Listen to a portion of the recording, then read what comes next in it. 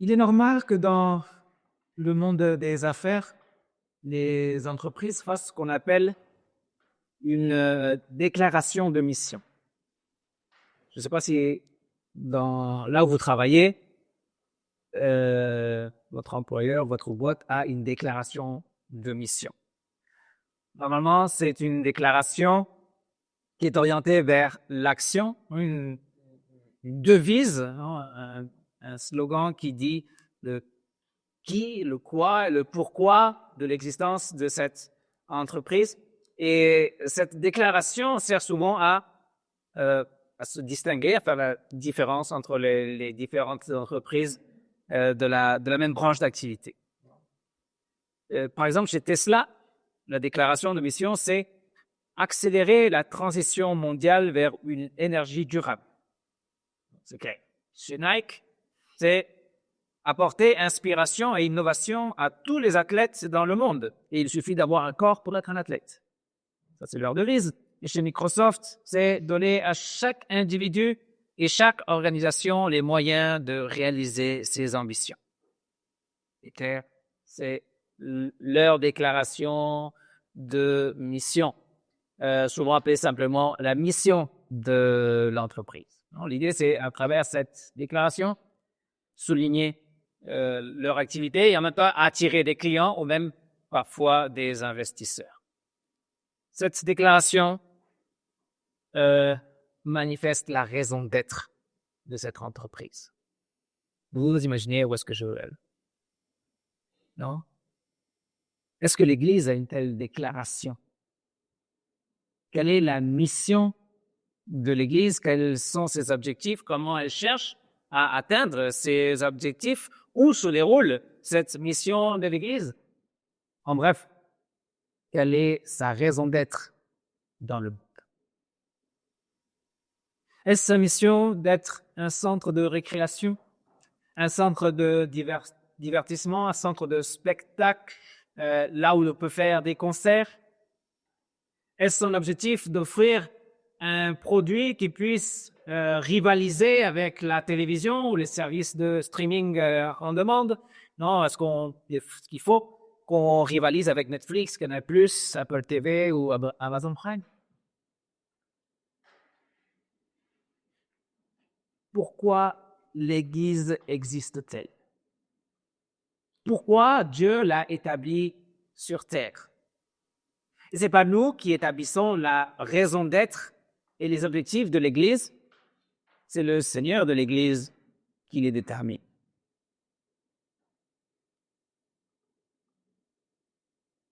Dès le début, Jésus a choisi et appelé plusieurs disciples, plusieurs personnes à le suivre. Et ce temps qu'ils partageaient ensemble servait de préparation. Il les préparait pour une mission. Il les préparait en leur montrant ce qu'il fallait faire et pour qu'ils entendent ce qu'eux-mêmes devaient dire par après. Suite à cette période de formation, le Seigneur envoie les 12 apôtres pour faire un stage. Il les envoie pour continuer leur formation en alternance.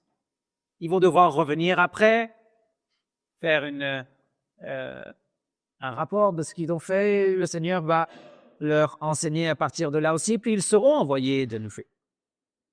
Jésus les envoie 2 par 2, en équipe. Et quelle était leur mission? Eh bien, dans le verset 12, on nous dit qu'ils étaient en train, où ils allaient et ils prêchaient la repentance. Ils annonçaient la bonne nouvelle en Jésus-Christ. Par le passé, l'Église croyait que faire de la mission, il s'agissait de traverser les océans et d'aller là où les personnes d'une autre culture n'avaient pas encore entendu l'Évangile. Bon, aller loin, aller envoyer des missionnaires en Amérique, envoyer des missionnaires en Afrique, là où il y a des populations qui, parce qu'ils parlent une langue très particulière, n'ont pas entendu encore l'Évangile. Tout au long de l'histoire, il y a eu des milliers de missionnaires qui ont quitté leur propre patrie et qui sont allés ailleurs consommer la parole du Seigneur, et souvent au péril de leur vie. Est-ce là la seule mission de l'Église? La mission, c'est aller vers les tribus qui n'ont pas encore été évangélisées, qui n'ont pas encore entendu parler de cet évangile.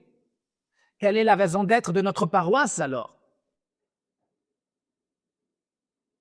Ces derniers temps, vous avez remarqué que le sujet de l'évangélisation et des témoignages revient souvent dans les prédications, dans les études bibliques, dans les méditations, plus que d'autres sujets dernièrement. Ce sujet revient souvent non seulement parce que c'est le thème de notre Assemblée générale du mois de mai. Il y a une raison beaucoup plus profonde et plus cruciale pour insister sur ce sujet. On parle d'évangélisation parce que le témoignage chrétien est la mission la plus importante que le Seigneur de l'Église a confiée à son Église. Et parce que sans cet aspect de l'Église, sans cette mission, eh bien, l'Église perd sa raison d'être. En fait, c'est très facile de faire en sorte qu'une communauté chrétienne déraille complètement et perd de vue l'essence même de son existence. Il suffit tout juste qu'ils oublient que le témoignage est la mission qu'elle a sur terre, est sa raison d'être. L'Église qui perd cette raison d'être va s'éteindre petit à petit. Elle va s'éteindre au fur et à mesure que ses membres vieillissent puis disparaissent. Les églises qui ont perdu de vue cette raison d'être n'ont plus de croissance. Dieu ne bénit pas les églises qui sont centrées sur elles-mêmes et non sur l'autre et qui sont fidèles à la mission qu'il leur est confiée. Dieu ne bénit pas les églises qui n'appellent pas à la repentance. Dieu ne bénit pas les églises où l'évangile de la grâce de Dieu en Jésus-Christ n'est pas annoncé. C'est pour éviter cet oubli et pour éviter les conséquences dramatiques de cet oubli qui nous est rappelé dans les prédications, dans les études bibliques, dans les méditations, que le Seigneur nous a confié une mission. La mission n'est pas forcément faite à l'étranger. Elle se trouve dans notre entourage, dans le quartier, là où nous habitons, là où nous sommes. Parmi nos collègues, à l'école, au lycée, à la fac, au travail, souvent dans notre propre famille, parmi nos amitiés. La mission se déroule là où le Seigneur nous a placés. Et nous a placés à un endroit précis pour que nous soyons sa voix, cette voix qui appelle les brebis perdues, afin que nous soyons sa lumière pour éclairer ceux qui sont encore dans les ténèbres, afin que nous soyons ses représentants, ses ambassadeurs, afin que nous soyons ses mains, afin que nous soyons ses prêtres. Et comment accomplissons-nous cette mission? La meilleure façon de répandre l'Évangile est de vivre l'appel que nous avons reçu. C'est de l'incarner là où Dieu nous a placés. Il s'agit de vivre ce que nous croyons tout le temps. Et pour ça, il faut qu'il y ait de la cohérence. De la cohérence entre ce que nous confessons croire le dimanche et ce que nous faisons les 6 autres jours de la semaine. Cette cohérence se manifeste dans notre comportement, dans nos intentions envers le prochain, où que nous soyons et avec quiconque nous entoure. La bonne nouvelle, c'est ce que nous devons répandre. Et cette bonne nouvelle est censée être répandue, accompagnée d'actions concrètes, des actions qui attestent que la personne qui parle pratique ce qu'elle dit. Jésus a dit que les gens allaient savoir que nous étions ses disciples parce que nous nous aimions les uns les autres. Donc Jésus a donné un ordre à son Église. Il n'a pas donné une option. Quand il dit « allez », il le dit à tout le monde. « Allez, faites de toutes les nations des disciples ». C'est la mission que Jésus nous confie. Jésus lui-même ne s'est jamais installé quelque part à attendre que les gens viennent vers lui. C'est lui qui était continuellement dans la recherche de ceux qui avaient besoin de lui, de ceux qui avaient besoin de son message, de ceux qui avaient besoin de son service. Dans sa quête des perdus, Jésus est allé jusqu'à assumer la responsabilité de tous les péchés de chaque être humain et de payer le prix de ces péchés-là. Dans sa quête pour nous sauver, Jésus a offert volontairement sa vie à la place de la nôtre. Il a choisi de recevoir le salaire de mort pour nous accorder l'héritage de justice, son héritage de justice. Jésus a versé son sang précieux sur la croix afin d'établir une alliance parfaite, une alliance éternelle, une alliance de pardon, une alliance de vie, une alliance dans laquelle on entre parce qu'on croit en lui. Jésus n'est-il pas merveilleux? Son amour n'est-il pas incomparable? Ce qu'il a obtenu à travers son sacrifice ne mérite pas d'être entendu et être su par toutes les personnes autour de nous. Aujourd'hui encore, au XXIe siècle, l'Église doit aller vers les personnes qui nécessitent le salut. Et quand on dit l'Église, on ne parle pas des professionnels de la foi, des pasteurs, les missionnaires, les diacres qui reçoivent un salaire, sinon chaque croyant. Il faut que les chrétiens aillent à la rencontre des non-croyants, que les chrétiens aillent à la rencontre des malheureux, de ceux qui n'ont pas la joie de vivre, de ceux qui ne trouvent pas de sens à la vie, de ceux qui se posent des questions existentielles, de ceux qui se voilent la face avec beaucoup d'activités, de ceux qui cherchent à remplir leur vide intérieur avec n'importe quoi, ce qu'ils trouvent à la portée de la main. Ces gens autour de nous sont les mêmes vers lesquels Jésus a envoyé ses disciples pour chasser des démons et pour guérir les malades. En tant que disciples de Jésus de ce siècle, il nous faut aller à leur rencontre. Il nous faut leur parler, leur tendre la main et les aider dans leurs problèmes, dans leurs difficultés, dans la mesure du possible. Et il faut leur raconter de Jésus. Il faut qu'ils sachent ce que Jésus a été capable de faire pour eux. Nous devons aller et porter le message d'espoir et de salut afin qu'ils puissent croire, afin qu'ils puissent être renouvelés, afin qu'ils puissent être animés d'un nouvel esprit, afin qu'ils soient encouragés et, si c'est la volonté de Dieu, guéris de leur maladie, apaisés de leurs troubles. Allez vers eux et porter le message afin qu'ils puissent naître de nouveau, afin qu'ils puissent commencer une nouvelle vie avec le Seigneur. C'est Jésus qui appelle son Église à accomplir cette tâche. C'est Jésus qui lui a donné sa raison d'être. Jésus envoie ses disciples, il nous envoie comme il a envoyé les 12. Les 12 ont fait des merveilles. Et à travers leur témoignage et de ceux qui ont cru en leur témoignage et qui ont fait de même, cet évangile est arrivé jusqu'à nous. Et à travers nous, le Seigneur peut encore réaliser des merveilles. Par notre petit grain de sable, par notre témoignage, le Seigneur peut créer la foi et accorder le salut à quelqu'un d'autre. Le Seigneur peut amener quelqu'un à vivre dans la joie et à vivre dans l'espérance, quelque chose dont les gens autour de nous ont tellement besoin.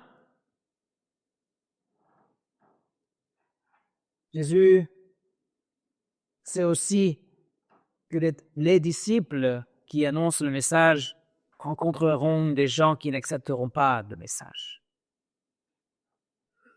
Le message est rejeté parce que le message parle de repentance, du besoin de la repentance.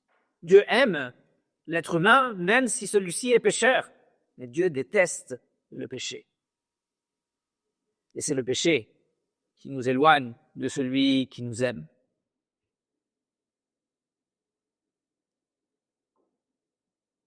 Repentez-vous et croyez à la bonne nouvelle, disait notre Seigneur Jésus, c'est enregistré dans Marc chapitre 1. Si vous ne vous repentez pas, vous périrez tous de même, disait Jean-Baptiste. Et c'est le même message que l'Église continue et a continué d'annoncer pendant les siècles. Le message de la repentance n'est pas bien reçu de nos jours. Le message de la repentance est antipathique. Le message de la repentance ne plaît pas. Il va à contre-courant. Aujourd'hui, les gens ne se repentent plus.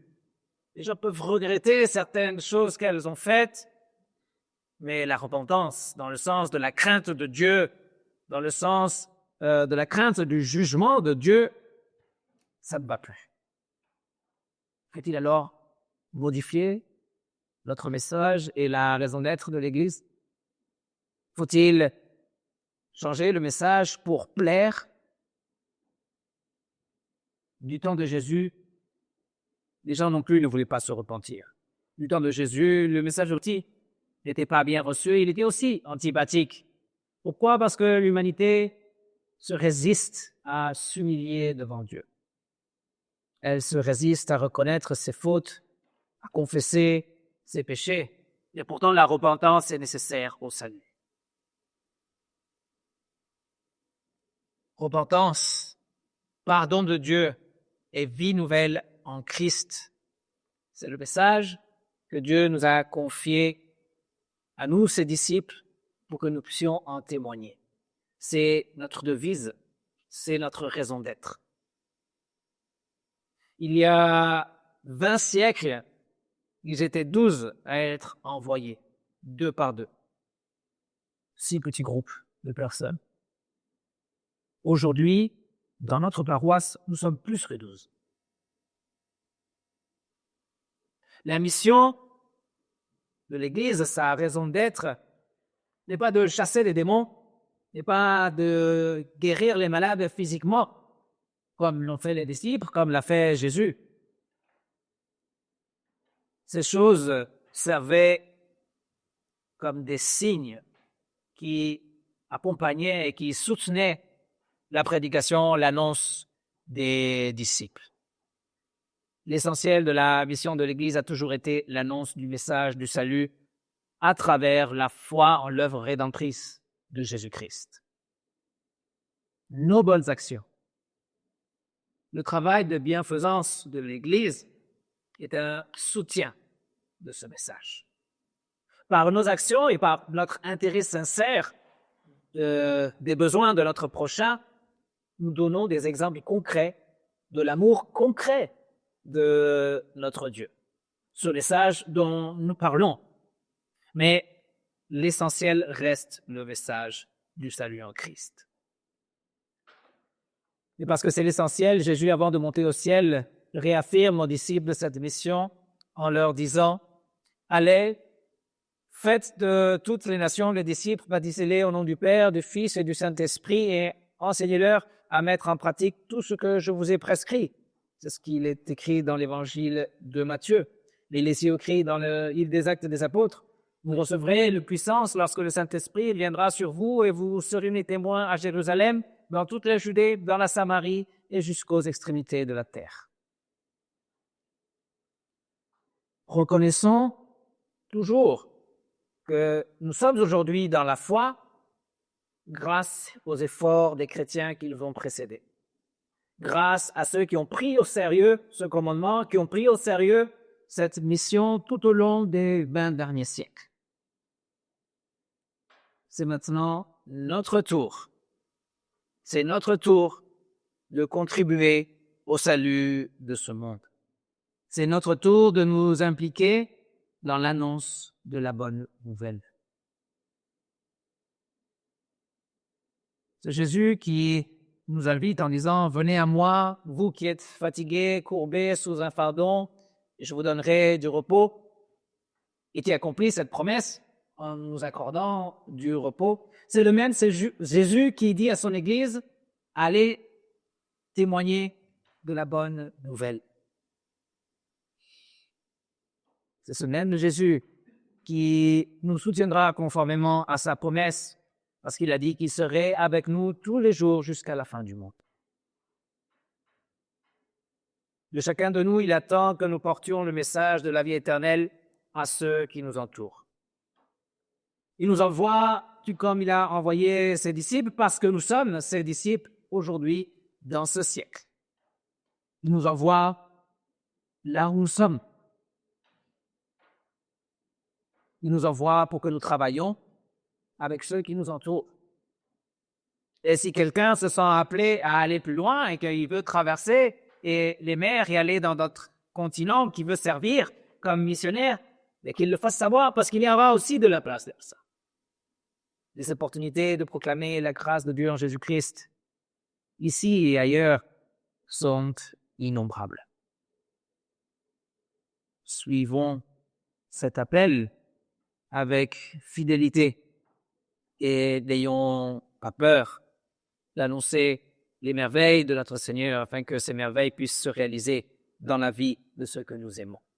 Et que la paix de Dieu, qui dépasse toute intelligence, garde notre cœur et garde nos pensées en Jésus-Christ, lui qui nous donne une raison d'être, lui qui donne du sens à notre existence, lui qui nous réserve une place à ses côtés au paradis afin que nous vivions avec lui éternellement.